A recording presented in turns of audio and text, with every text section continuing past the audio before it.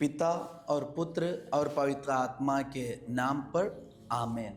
जय यीशु।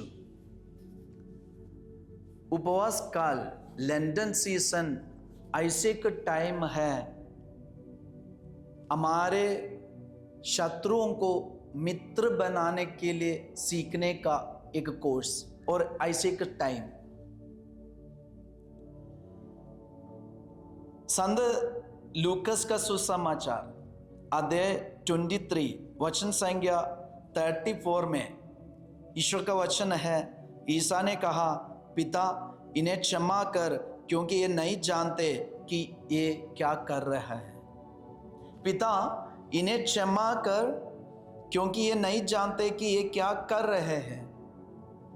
यीशु अपने शत्रुओं के लिए प्रार्थना कर रहे। यीशु हम अपने को क्रूस दिए, सारे लोगों के लिए प्रार्थना करते हैं और यीशु का प्यार और प्रार्थना के द्वारा शत्रु भी यीशु का मित्र बन जाते हैं। इसलिए फादर ने कहा कि ये उपवास काल, ये लंदन सीजन मतलब अपने शत्रुओं को मित्र बनाने का एक समय है। यीशु हमें यही शिक्षा देते हैं। आजकल हम देख सकते हैं हमारे लिए बहुत सारे मित्र हैं, लेकिन हमारे मित्रों से ज़्यादा हमारे लिए शत्रु है जो हमें आगे बढ़ने नहीं देते। हम कुछ भलाई करना चाहते, आगे बढ़ना चाहते हैं तो लोग हमें कई तरीक़ा से पीछे की ओर ले जाते हैं। हम आगे बढ़ना चाहते हैं और लोग हमें आगे बढ़ने नहीं देते। हमारे लिए एक सपना है, हमारे लिए एक ड्रीम है और हमारे लिए एक सोच है। जब वही सोच में हम आगे बढ़ना चाहते, शायद पापा मम्मी हमें रोकते और हमारे भाई बहन हमें रोकते, हमारे भैया दीदी हमें रोकते और हमारे दोस्त लोग हमें रोकते। और जब हम आगे बढ़ नहीं पाते, कुछ दिनों के बाद हम सोचते, अगर वही दिन में मैं अपने डिसीजन में आगे बढ़ता तो आज मैं कुछ बन सकता।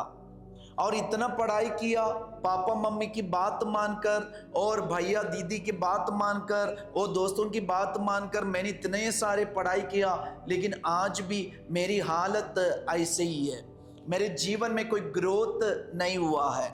तो ये सब सोचकर आज हमें लग रहे हैं कि मेरे लिए मित्रों से ज़्यादा शत्रु है। और हमारे व्यवहार के चलते, हमारे बातचीत के चलते और हमारे स्वभाव के चलते आजकल हमारे लिए मित्रों से ज़्यादा शत्रु की संख्या बढ़ गए हैं। तो मैं क्या कर सकता हूँ? प्रिय भाई बहन, यीशु सबको बचाने के लिए धरती में आया। यीशु सबके लिए भलाई करने के लिए धरती में आया। हम सबका पाप क्षमा करके हमें मृत्यु से बचाकर स्वर्ग की ओर, वही आनंद जीवन की ओर ले जाने के लिए यीशु ये धरती पे जन्म लिया। और यीशु ने लोगों को ऐसी शिक्षा दिया और यीशु अपने जीवन में हम देखते हैं, यीशु अपने जीवन में पिता की इच्छा ढूंढकर आगे बढ़े। जब हम लोग अपनी जिंदगी बिता रहे, ध्यान रखना, जब हम अपनी सपना को आगे बढ़ाना चाहते तो ईश्वर की इच्छा ढूंढना है। अगर हम ईश्वर की इच्छा नहीं ढूंढते, हम एक दूसरे को क्षमा दे नहीं पाएंगे। हम क्षमा देने के बदले उनके लिए हम भुनभुनाते रहेंगे। क्षमा देने के बदले हम फुसफुसाहट में और भुनभुनाने में हम लगे रहेंगे। अभी यीशु पिता की इच्छा हमेशा ढूंढते रहा, इसलिए आज ये दुख की वेला में यीशु अपने शत्रुओं के लिए ये प्रार्थना कर पाए, पिता इन्हें क्षमा कीजिए। आज हमारे दुख की हालत में भी हम यही प्रार्थना करने के लिए सीखना।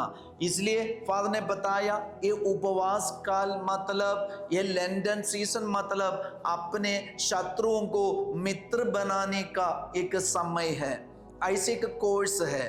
तो एक कलीसिया देने वाले समय का ये समय का फायदा हम उठाए, हम अपने शत्रुओं के लिए यीशु के समान प्रार्थना करने वाले बन जाए, क्योंकि यीशु ने ऐसे प्रार्थना किया, पिता इन्हें क्षमा कीजिए क्योंकि ये नहीं जानते कि ये क्या कर रहा है। तो हमारे भैया दीदी, हमारे पापा मम्मी और हमारे दोस्त लोग ये नहीं जानते कि वो क्या कर रहा है, मेरे ड्रीम में, मेरे सपना में और मेरे भविष्य में ये क्या कर रहा है, वो नहीं जानते। लेकिन जानने वाले एक है, वही है पिता ईश्वर। इसलिए यीशु अपना भरोसा के द्वारा और यीशु अपनी प्रार्थना द्वारा हमें भी ये शिक्षा देते हैं कि हम भी पिता पर भरोसा रखकर आगे बढ़ना, तभी हम भी अपने शत्रुओं के लिए और उन लोगों के लिए जो ये नहीं जानते हमारे साथ क्या कर रहे, उनके लिए प्रार्थना कर पाएगा। पिता ये नहीं जानते कि ये क्या कर रहे।